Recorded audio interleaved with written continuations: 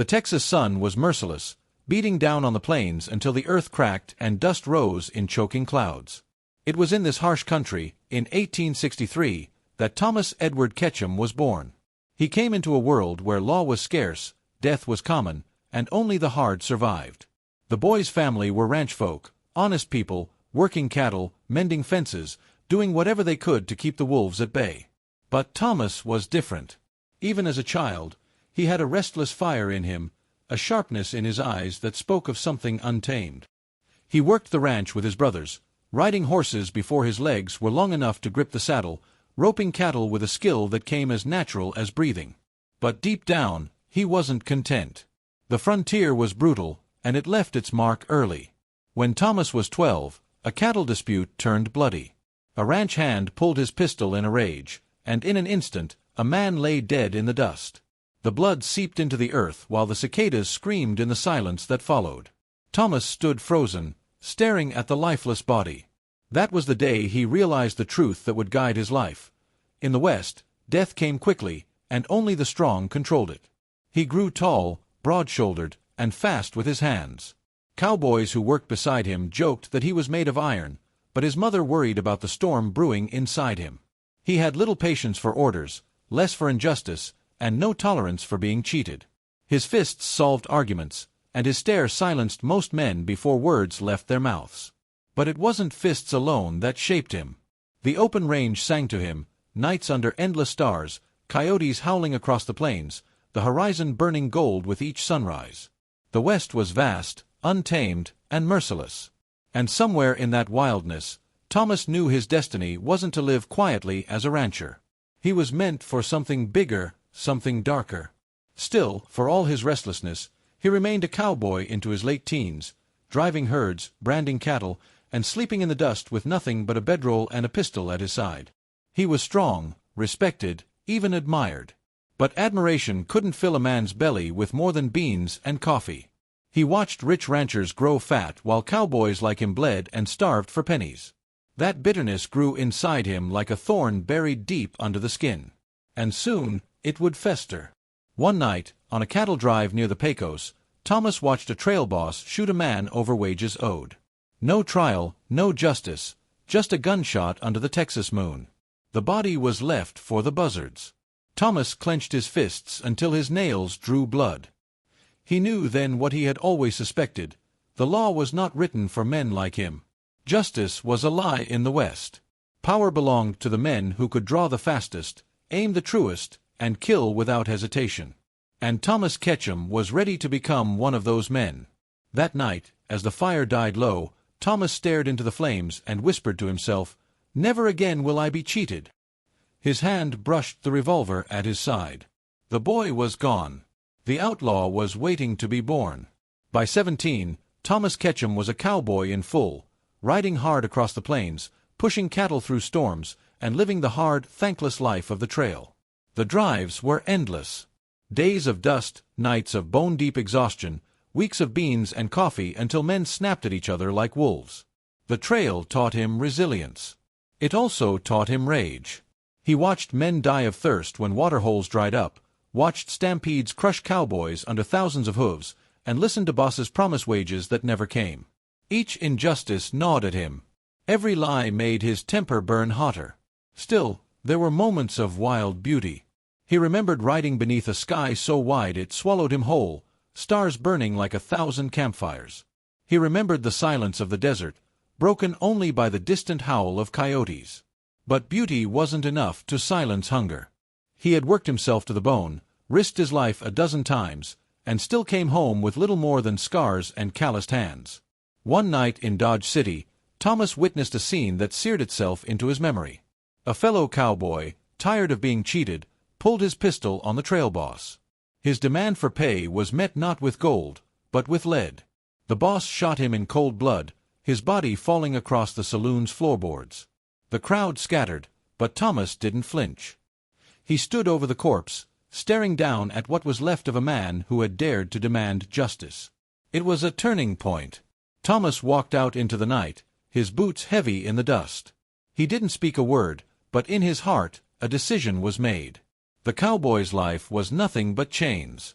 Work until you bled, beg for wages you'd never see, and die with your face in the dirt. That wasn't living. That was slavery. There had to be another way. A faster way. A way to take what the world refused to give. That thought followed him across the plains like a ghost. He began to gamble more, drink more, fight more. His temper was short, his revolver quicker. Men began to whisper that Thomas had darkness in him. A coldness. A hunger. They weren't wrong. He was changing. No longer content to drive cattle for men who would never respect him, he began to dream of easy money, money taken by force, by fear, by the smoking barrel of a gun. On a lonely trail one night, Thomas stopped, staring out at the endless desert. His horse snorted nervously, sensing the storm within him. And Thomas whispered to himself, "The next man who cheats me won't walk away." His hand rested on the revolver at his hip. The cowboy's trail was ending. The outlaw's path was opening wide. The West was a land of whispers and gun smoke, where a man's reputation could be forged in a heartbeat, or ended just as fast. For Thomas Ketchum, that moment came one blistering summer evening along a lonely trail in New Mexico. He had been riding with a small crew of cowboys, moving cattle through canyons when shadows fell long across the ground. The air was heavy, filled with the stench of sweat and dust. That was when the trouble came. Bandits. 3 riders materialized from the rocks, faces masked, revolvers gleaming in the dying sun. The ambush was sudden. Shots cracked, echoing off the canyon walls. The herd scattered in panic, hooves thundering like distant drums. Cowboys shouted, some diving for cover, others too slow to react. One man fell, clutching his chest as blood stained his shirt. Thomas's world narrowed to the sound of his own heartbeat. His hand moved before thought could catch up. The revolver was in his grip, the trigger squeezed, and a bandit was thrown backward off his horse, crashing to the dirt with a scream that died in the dust. For a long moment, silence fell. The other 2 bandits fled, spooked by the ferocity in his eyes. Thomas stood there, chest heaving, pistol still smoking in his hand. He had killed a man. Not on a battlefield, not in defense of family, but in the cold chaos of the frontier. And he had done it without hesitation. When the dust settled and the dead were buried shallow under rocks, the surviving cowboys muttered his name differently. There was a weight to it now, a respect edged with fear. He was no longer just Thomas Ketchum, the restless cowboy. He was something else. Something harder. But that first kill changed more than his reputation. It changed him. He could still see the bandit's face, twisted in shock, eyes wide in disbelief as death claimed him. The image didn't haunt Thomas. It excited him. Power surged in his veins. For the first time, he had taken control of life and death. That night, as the campfire flickered and coyotes howled in the distance, Thomas stared into the flames and thought, if I can take from him, I can take from anyone. It was the birth of something dark, a hunger that wouldn't let go. He began to dream not of cattle or wages, but of sacks of money, vaults of gold, the thrill of taking it all at gunpoint. And so, beneath the desert stars, Thomas whispered into the night, "This won't be the last." His revolver gleamed in the firelight. The cowboy was gone. The outlaw was awakening. Family meant everything in the West. Blood tied men together tighter than whiskey, tighter than gold. And for Thomas, no bond was stronger than the one he shared with his older brother, Sam Ketchum. Sam was broad-shouldered, rugged, with eyes hardened by years of cowboying across Texas and New Mexico. He had seen the same injustices, the same hunger, the same empty promises of ranch bosses who paid late, or never paid at all. When Thomas told him about the ambush, about the man he'd killed, Sam didn't recoil. He didn't preach morality or curse him for crossing a line. Instead, he gave a slow nod. "About time you woke up," Sam muttered, pouring a shot of whiskey. "The West doesn't reward the honest. It buries them." That night, under the dim glow of lantern light in a saloon corner, the brothers hatched a plan. No more starving for wages. No more being cheated by rich ranchers or watching trail bosses line their pockets. They would take what they wanted, on their own terms. The first job was small, a stagecoach rolling through a canyon near Clayton. Thomas and Sam rode out, bandanas over their faces, revolvers at the ready. The passengers froze at the sight of their pistols, hands raised, fear wide in their eyes. Thomas felt the rush again, the intoxicating surge of control. Coins, jewelry, and a fat leather purse of cash filled their saddlebags by the time they rode away. It was easy. Too easy. And the brothers knew they had stumbled onto a new way of life. Word spread fast. 2 masked riders, tall and merciless, striking from the shadows of the desert. Men spoke of their cold eyes, their steady hands, their unflinching resolve. Before long, drifters and gamblers sought them out, eager to ride with men who seemed untouchable. A gang began to form, not bound by law, but by greed and blood. And at the center of it all was Thomas Ketchum. No longer just a restless cowboy, he now carried a new name whispered with both fear and awe, Black Jack. Some say it came from the black hat he favored, others from the darkness in his stare. Whatever the origin, the name stuck like a brand. Together, Black Jack and Sam rode with their growing gang, striking fear into townsfolk and sheriffs alike. But fame is a dangerous companion. With every heist, their names grew louder, and with every whisper came new hunters eager to collect the reward. One night, as the brothers counted their stolen coins by firelight, a rider appeared on the horizon. A stranger with a badge glinting in the moonlight. The law had found them. And this time, the Ketchum brothers would have to prove just how far they were willing to go. In the Old West, a man's hat told a story. The dust-stained Stetsons of ranch hands, the sweat-darkened brims of cattle drovers, the stiff bowlers of bankers and lawyers.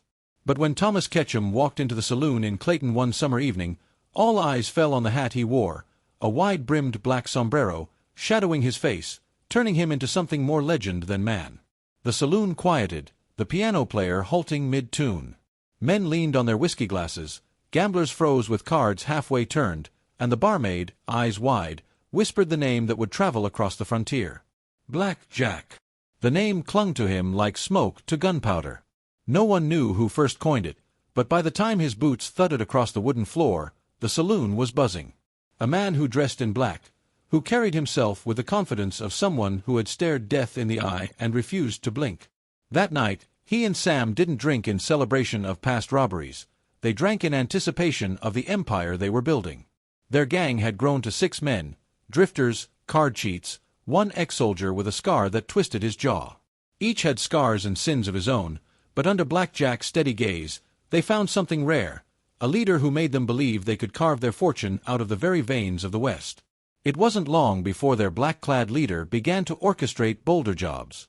They started with freight wagons, taking payroll shipments meant for ranchers. Then came the banks, quiet towns where sheriffs were too slow, too frightened, or too corrupt to resist. But Black Jack's true ambition burned for something greater, trains. He'd stand at the edge of the tracks at night, lantern light flickering across his face, listening to the iron beasts thunder past. Trains were the lifeblood of the frontier, stuffed with cash, gold, and mail. Robbing a train was no simple crime, it was a declaration. It was outlaw glory. The gang murmured doubts. Robbing a stagecoach was one thing. Robbing a train meant going to war with the railroads, the Pinkerton detectives, and half the lawmen in the territories. But when Black Jack spoke, his voice was steel. "We rob a train," he said, his black hat casting a shadow across his eyes, "and the whole West will know our name." The men fell silent. Then Sam grinned, raising his glass. "To Black Jack, and to fortune." The glasses clinked, and a pact was sealed in whiskey and ambition. Outside, a whistle shrieked in the night as a locomotive roared past. Black Jack watched it from the saloon door, a fire burning in his chest.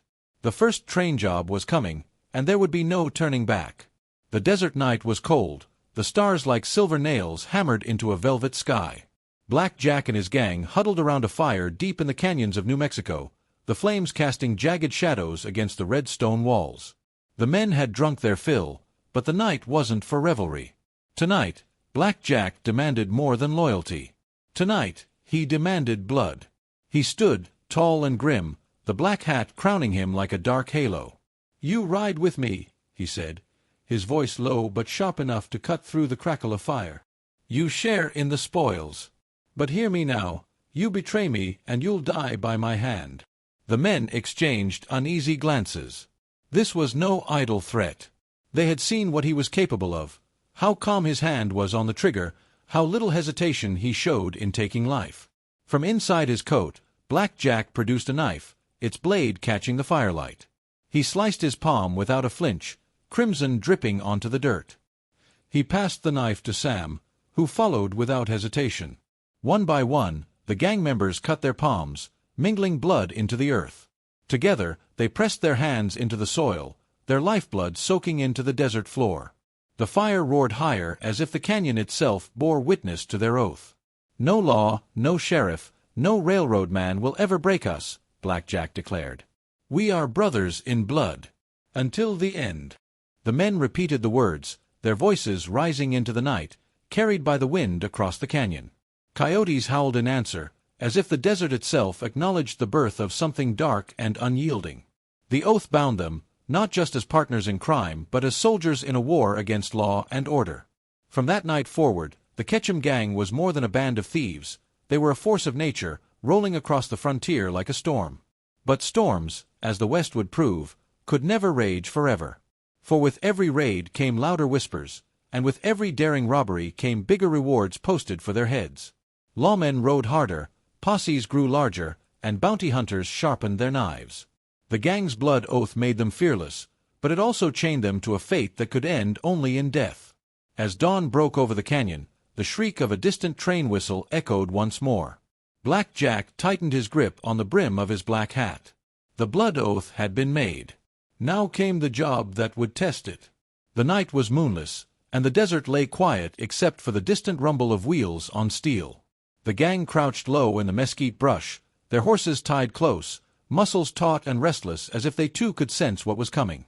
Black Jack Ketchum sat tall in the saddle, hat pulled low, eyes glinting with the fire of destiny. At last, the whistle cut the silence, long and mournful, echoing across the canyon walls. The train approached, its lanterns casting a ghostly glow ahead, smoke pouring from its stack like a storm cloud rolling across the plains. Black Jack raised his gloved hand, and his gang stirred, tightening reins, cocking rifles, breathing the same air of fate. The train roared past, iron screaming against the rails. Then, with a thunder of hooves, the gang was in motion. They burst from the shadows like wolves pouncing on prey. Gunshots cracked, sparks flew from hooves against rock, and the shrill cry of the locomotive's whistle drowned in the chaos. Sam leapt onto the steps of the mail car, pistol flashing in the dark. Another outlaw clambered over the tender, his boots slipping on iron, until he vanished into the smoke. Black Jack himself rode up alongside the engine, his black coat snapping in the wind, revolver aimed at the terrified engineer. "Stop this iron horse, or die with it!" Black Jack bellowed. The engineer's trembling hands obeyed, and with a hiss of brakes and a screech of steel, the great machine slowed, shuddering to a halt in the desert night. The gang swarmed over the cars like vultures. Doors were kicked in, passengers dragged into the aisle at gunpoint, their jewelry ripped from trembling hands, their wallets tossed into burlap sacks. The safe in the mail car was dynamited open, blasting a spray of gold coins and paper bills into the smoky air. The robbery was fast, brutal, and absolute. The gang moved like shadows, coordinated and merciless. Women wept, men cursed under their breath but dared not rise, and children clung to their mothers, staring wide-eyed at the black figure orchestrating it all. And through it all, Black Jack never wavered. His voice was calm, commanding, every movement practiced, every word heavy with menace. By the time the gang thundered off into the desert night, saddlebags bursting with stolen wealth, the legend of Black Jack Ketchum had been carved into the very rails of the West. But legends draw blood as easily as they draw awe. As the train limped into the next station, battered and broken, telegrams flew faster than the wind. By sunrise, every sheriff, marshal, and bounty hunter within 100 miles knew the Ketchum gang's name. The gang rode into the night, their laughter echoing across the desert. But far behind them, a telegraph clicked out their doom. Wanted, Black Jack Ketchum. Dead or alive. The first light of dawn painted the desert gold, but for Black Jack and his gang, the night's triumph tasted sharper than whiskey. They counted their spoils in a hidden canyon, gold coins spilling across the dirt like sunlight, stacks of bills fanned out like a gambler's hand. The men roared with laughter, boasting of their fearlessness, slapping each other's backs. But beneath the revelry, a chill crept in. They all knew it. This wasn't like robbing a stagecoach or an isolated bank. This was a train. And trains belonged to the railroads, and the railroads had their own army of lawmen and Pinkerton detectives, men who wouldn't stop until blood paid the debt. Black Jack sat apart from the others, sharpening his knife with slow, steady strokes. His eyes were far away, fixed not on the gold but on the horizon. He knew what was coming, though he never let fear show. Instead, he wore his black hat like a crown, his silence a mask of iron. The first signs of trouble came quicker than any of them expected. By noon, riders appeared in the distance, lawmen, a posse formed from the nearest town, rifles glinting in the sun. Dust rose in the distance, the unmistakable sign of pursuit. The gang scrambled. Horses were saddled, loot stuffed back into bags, the fire smothered beneath dirt. But as they mounted, one outlaw, young Eddie, barely 18, panicked. His horse spooked, tossing him hard to the ground. Before anyone could help, a rifle cracked from the distance, and Eddie's chest blossomed red. The gang thundered away, but Eddie's death hung heavy in the air, a grim reminder that their blood oath was more than just words. The law was closing in, and there would be no forgiveness. For days, the chase wore on across the mesas and canyons. Bullets whistled past them in skirmishes, and every town they passed through bristled with suspicion. Their faces were on wanted posters now, nailed to saloon doors and courthouse walls, their names whispered in fear and greed. One night, as they hid in an abandoned line shack, Sam turned to Black Jack. "We can't keep running. Every man with a badge or a bounty to collect is after us. We need to hit hard again, show 'em we ain't afraid." Black Jack's jaw tightened. He knew Sam was right. To back down was to admit weakness, and weakness in the outlaw's life was death. "Then we'll bleed 'em," Black Jack said. "We'll hit another train. Bigger. Meaner. Let the law know Black Jack Ketchum don't scare." Outside, a coyote howled at the moon. Somewhere beyond the canyon, a new posse saddled up, following fresh tracks in the sand. The next heist would not be a victory, it would be a reckoning. The desert night was still, broken only by the whisper of wind against the mesquite. Black Jack's gang crouched low in the shadows once again, eyes fixed on the glow of another locomotive's lantern. But this time, the mood was different. The laughter of their first victory was gone. Now, their faces were grim, hardened by Eddie's death and the endless chase that followed. Black Jack tightened his grip on the reins, his black hat pulled low. The flames of defiance burned in his chest. To retreat meant becoming prey. To strike again meant reclaiming their fearsome reputation. The train thundered into view, sparks scattering from the wheels, the steel behemoth shaking the desert floor. Black Jack's hand shot into the air, and with a cry, the gang surged forward. Hooves pounded, rifles cracked, and the night exploded into chaos. But this train was different. As Sam leapt for the mail car, gunfire burst from inside. Armed guards, railroad men, spilled out, rifles blazing. The gang reeled back in shock as lead tore through the night. Horses screamed, men cursed, the air thick with smoke and fire. Sam shouted, "It's a trap!" Black Jack's jaw clenched, his revolver's barking flame as he spurred his horse closer to the train. The engineer ducked as bullets tore past his head, while sparks showered from the brakes screaming against the rails. Sam took a shot to the shoulder, collapsing onto the ground as the train barreled past. Two more outlaws were hit, their bodies tumbling lifeless into the dirt. Still, Black Jack would not back down. He leapt from the saddle, boots slamming onto the iron steps of the train, clinging on with one hand as he fired his Colt with the other. The guards fought like cornered wolves, but Jack cut them down, his black coat billowing in the smoke like the wings of death itself. At last, the train shuddered to a halt, but the victory was hollow. The cost was blood. 3 men lay dead, Sam was badly wounded, and the loot was far less than they had hoped. Black Jack stared at the scattered bills in his hand, his expression carved in stone. The message was clear, the railroads were ready for him. The law was ready. Every heist from here forward would be a war. As dawn broke, a rider galloped hard toward the scene of the massacre. On his chest gleamed a silver star, and in his hand he carried a telegraph with Black Jack Ketchum's name scrawled in bold. The hunters had arrived. In a smoke-filled saloon far to the east, a group of hard-faced men gathered around a scarred wooden table. Their hats were low, their eyes sharp, their revolvers worn from years of use. These were not lawmen bound by the code of justice. They were bounty hunters, killers for hire, and the price on Black Jack Ketchum's head was enough to make them ride to hell itself. At the center of the table sat a man named McAllister, tall and grim, a former Pinkerton with ice in his veins. He read aloud from the notice nailed to every wall from Texas to New Mexico. Wanted, Thomas Black Jack Ketchum. Leader of outlaws. Train robber, murderer, thief. Dead or alive. $10,000 reward. A low whistle cut through the room. $10,000 was a fortune, enough to buy land, cattle, and a life of ease. But for McAllister, it wasn't about money. He leaned forward, his voice a rasp. Ketchum's a rabid dog. He's left blood on every trail he's crossed. I don't want the reward. I want his neck stretched.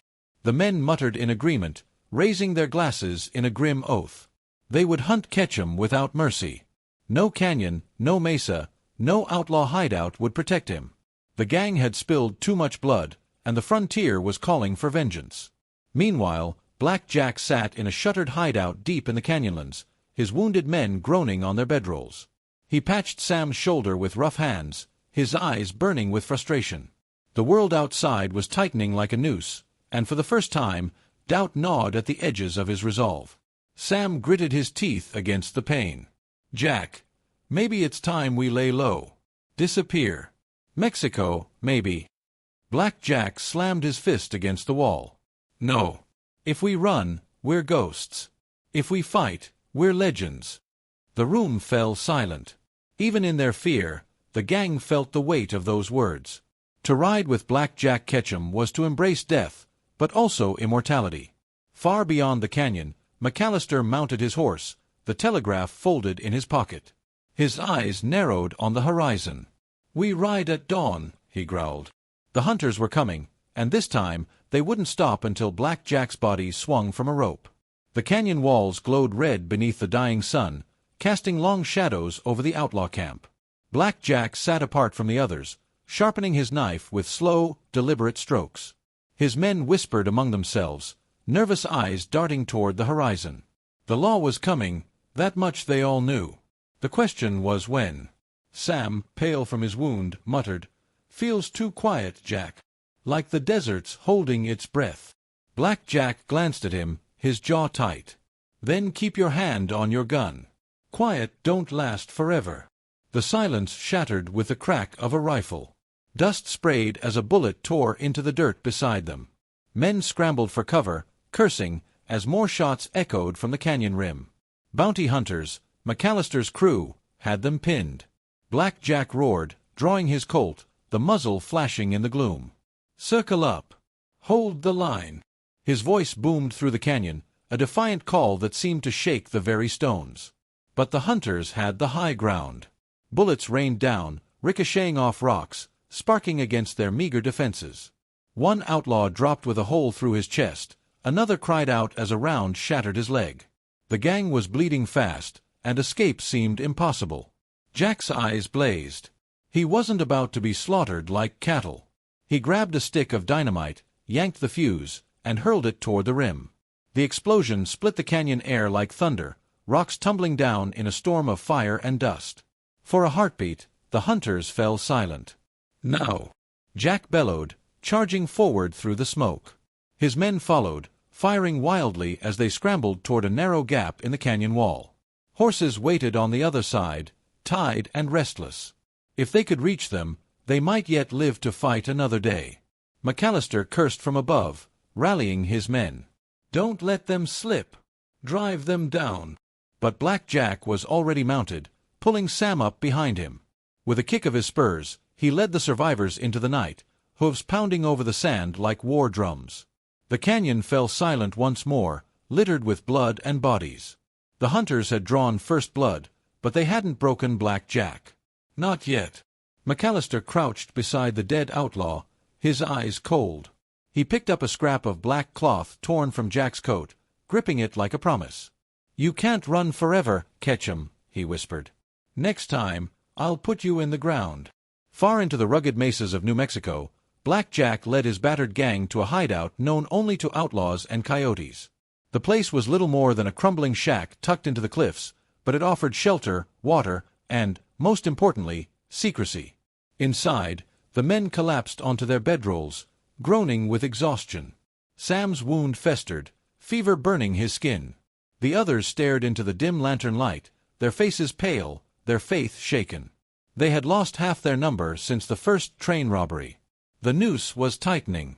Black Jack stood tall in the shadows, his black hat low, his revolver gleaming at his hip. His men looked to him not as a leader, but as a figure of fate. Was he their salvation, or their doom? "We can't keep running," muttered Tom Pickett, one of the younger outlaws, his voice trembling. "Every town's got our names nailed to the wall. Every rancher and drunk with a rifle wants the reward." Jack's gaze cut through him like a blade. "And if we quit? If we crawl into some hole and wait for the law to find us? No. That ain't living. That's dying slow." The gang fell silent. For all their fear, his words struck deep. Black Jack's defiance was a fire that refused to burn out, even in the darkest night. As the others slept, Jack sat outside beneath the stars, his revolver resting across his knees. The desert stretched endless and unforgiving before him, the wind whispering through the sage. Somewhere out there, McAllister was closing in. Jack could feel it in his bones. And yet, even with death circling like a vulture, something inside him thrilled at the chase. He was no longer just a man, he was an outlaw legend, his name etched into the frontier. To surrender would mean fading into dust. To fight meant immortality. At dawn, he roused the gang. "One last score," he declared, his voice like iron. "We hit the train near Folsom. Big money, easy haul. Enough to ride south and vanish forever." The men exchanged nervous glances. They knew it was madness, but Black Jack's fire was contagious. To ride with him was to taste glory, even if it killed them. As Black Jack tightened the cinch on his saddle, a shadow moved in the distance. On a far ridge, McAllister watched through a spyglass, his jaw set. "So," he murmured, "one last raid. Then it ends." The desert night was cold, the stars burning like silver sparks above the endless plains.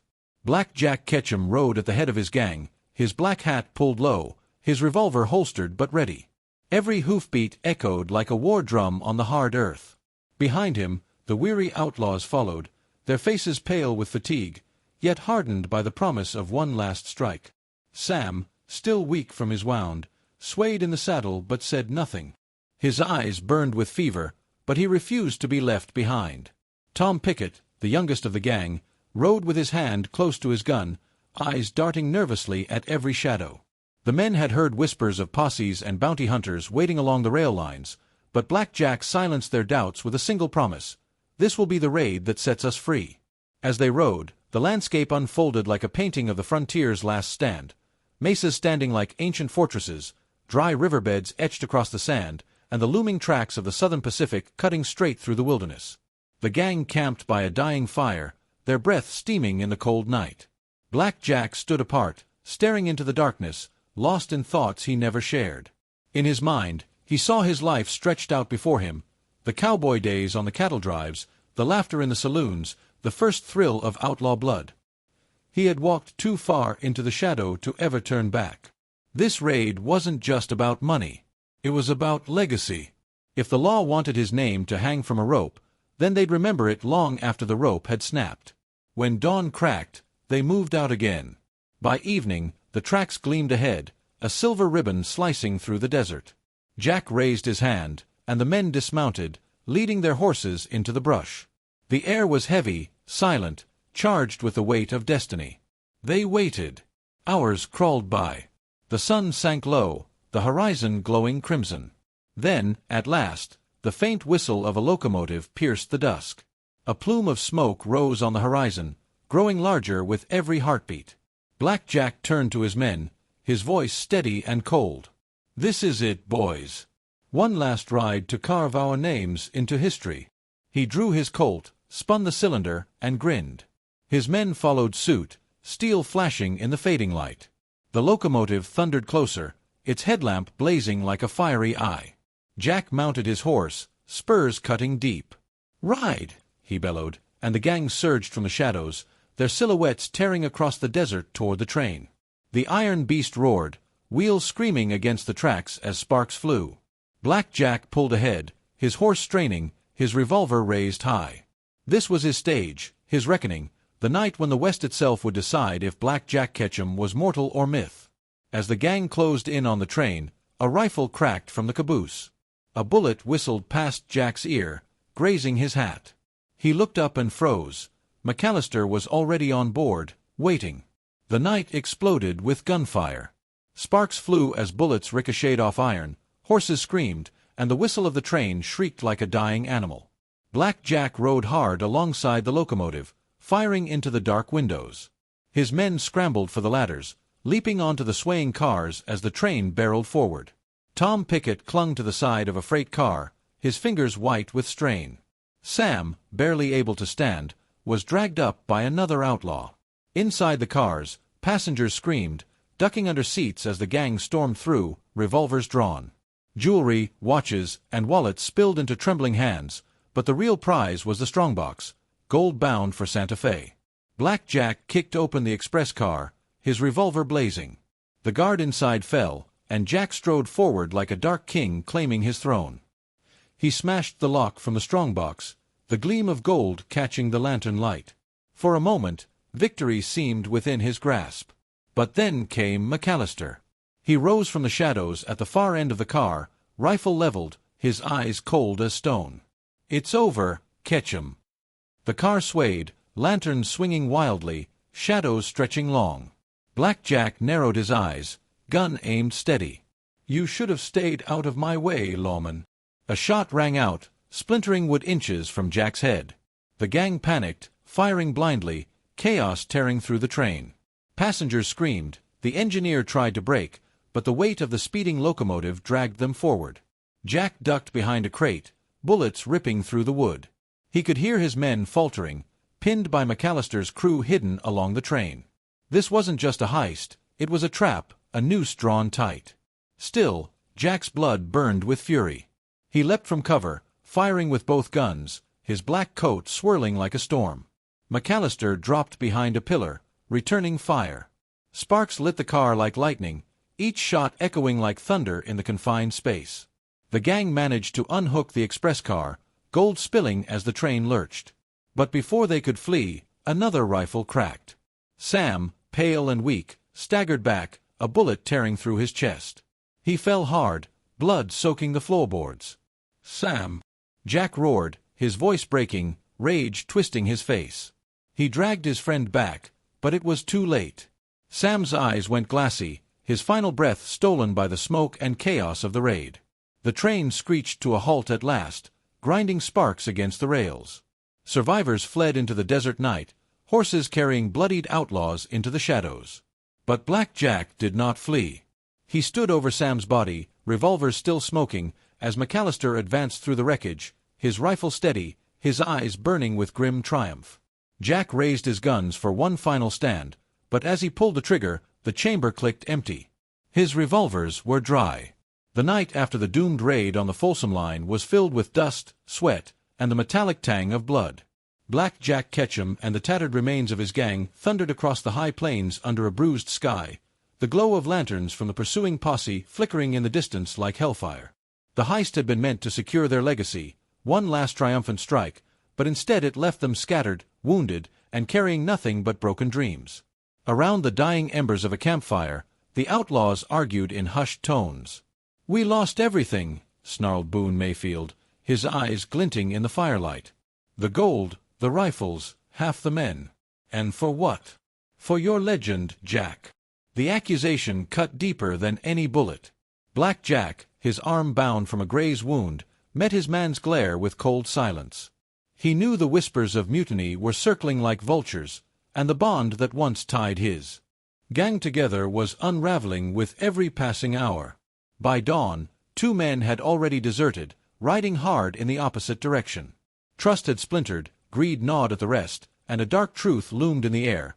Someone would sell Black Jack out if it meant saving their own skin. The leader who once inspired fear and loyalty was now a wounded outlaw clinging to power by sheer will.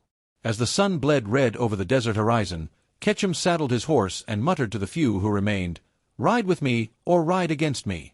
But understand this, if you turn me over, I'll haunt your soul long after I'm gone." His words hung heavy in the morning silence. Still, behind the eyes of his men, he saw it, doubt, fear, and betrayal waiting for its moment. The gang was no longer an army, it was a noose tightening around its own leader. The lawmen struck at dawn 2 days later. A posse of hardened riders, rifles gleaming in the early light, descended on the canyon hideout where Ketchum's dwindling gang had holed up. The desert air split with the crack of gunfire as bullets ricocheted off the canyon walls, horses screamed, and men cursed as they scrambled for cover. Black Jack fought like a man possessed, firing his Colt into the dust cloud, his booming voice echoing over the chaos. But for every outlaw shot, 2 more deputies seemed to rise from the rocks. Boone Mayfield, the very man who had cursed Jack days earlier, suddenly broke cover, hands raised high. "I'm done, Jack. I won't die for your pride." His surrender was the signal the posse needed. A shot tore through Ketchum's side, dropping him to one knee. The world spun in a haze of dust and pain. His men scattered like frightened quail, some cut down where they ran, others disappearing into the wilderness. When the smoke cleared, only Black Jack remained, bleeding and defiant, surrounded by the guns of the law. Sheriff Elkins, a grizzled man with eyes like flint, dismounted and stepped forward. "Tom Black Jack Ketchum," he growled, "you're finished. You'll ride no more." Ketchum spat blood into the dirt and laughed, a harsh, broken sound. "You think chains can hold me?" he rasped. "I was born free on this dust. You'll never break me." But iron shackles soon clamped around his wrists, cold and unforgiving. As they dragged him onto a waiting wagon, his eyes burned with fury, not at the lawmen who had taken him, but at the ghosts of betrayal that haunted him. He had built his legend with fire and blood, but now that same legend was crumbling in the dust of the frontier. The outlaw who defied the law had been brought low, but the story of his fate, the trial, the sentence, and the execution, was only just beginning. The wagon rattled over the dirt road, each creak of the wheels sounding like a funeral bell. Black Jack Ketchum, bound in iron shackles, sat slumped but unbroken, his dark eyes burning beneath a broad-brimmed hat. The townsfolk of Clayton, New Mexico, lined the main street as the posse rolled in, whispering and pointing as though they had captured a demon. Mothers pulled their children close, while old-timers spat tobacco and muttered, "That there's the devil himself." Inside the jailhouse, the clang of the cell door echoed like a gunshot. Black Jack leaned against the bars, smiling a wolf smile at Sheriff Elkins. "You think you caught me," he drawled, "but all you did was buy yourself a ticket into my story." The sheriff said nothing, but his jaw clenched tight. He knew Ketchum's legend would only grow behind bars. News of the capture spread across the frontier like wildfire. Newspapers branded him the last great outlaw, a man who had stolen, killed, and defied the law at every turn. Yet the town was divided. Some called for his immediate hanging.